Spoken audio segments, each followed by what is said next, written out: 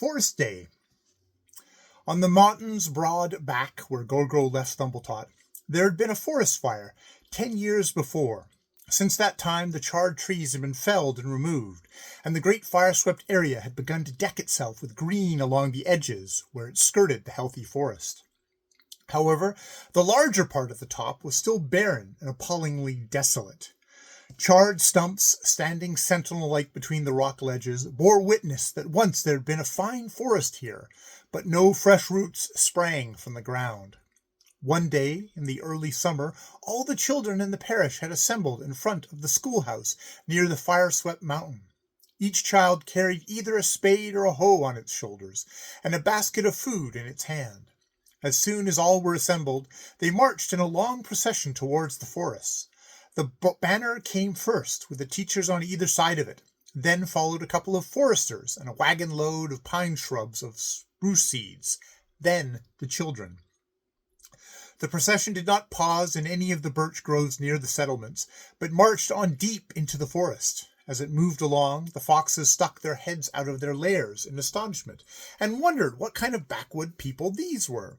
As they marched past old coal pits where charcoal kilns were fired every autumn, the crossbeaks twisted their hooked bills, asked one another what kind of coalers these might be who were now thronging the forest.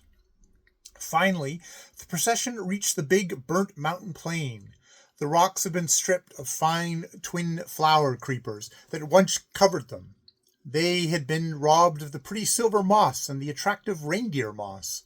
Around the dark water gathered in clefts and hollows, there was now no wood sorrel.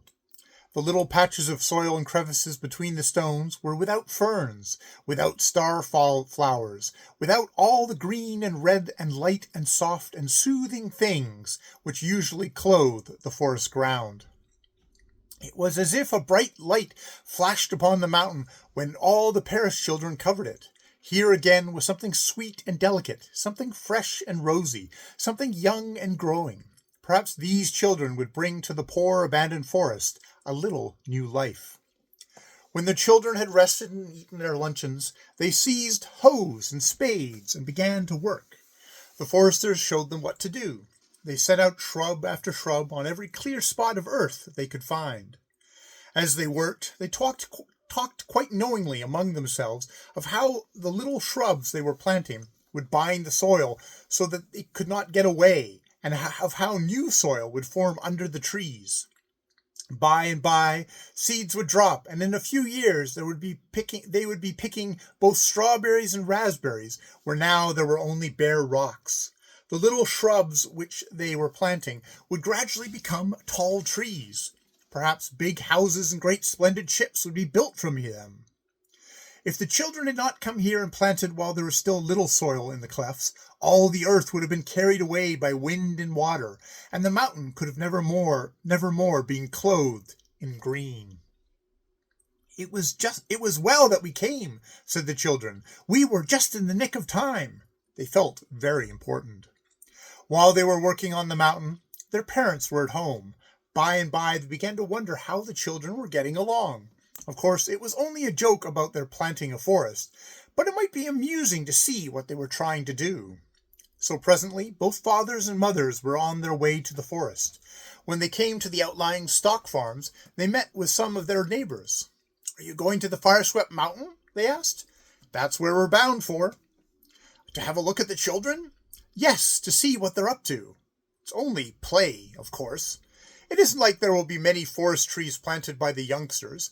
We have brought the coffee pot along so that we may have something warm to drink, since we must stay there all day with only lunch baskets provisions." So the parents of the children went up on the mountain. At first they thought of how pretty it looked to see all the rosy-cheeked little children scattered over the gray hills. Later they observed how the children were working, how they were setting out shrubs, while others were digging furrows and sowing seeds. Others again were pulling up heather to prevent its choking the young trees. They saw that the children took the work seriously, and were so intent upon what they were doing that they scarcely had time to glance up. The fathers and mothers stood for a moment and looked on. Then they too began to pull up heather, just for the fun of it. The children were the instructors, for they were already trained and had to show their elders what to do. Thus it happened that all the grown-ups who had come to watch the children took part in the work. Then, of course, it became greater fun than before. By and by the children had even more help. Other implements were needed, so a couple of long-legged boys were sent down to the village for spades and hoes. As they ran past the cabins, the stay-at-homes came out and asked, "What's wrong? Has there been an accident?" "No, indeed, but the whole parish is up on the fire-swept mountain planting a forest." "If the whole parish is there, we can't stay at home." So party after party of peasants went crowding to the top of the burnt mountain. They stood a moment and looked on. The temptation to join the workers was irresistible. It's a pleasure to sow one's own acres in the spring and to think of the grain that will spring up from the earth. But this work is even more alluring, they thought. Not only slender blades would come from that sowing, but mighty trees with tall trunks and sturdy branches.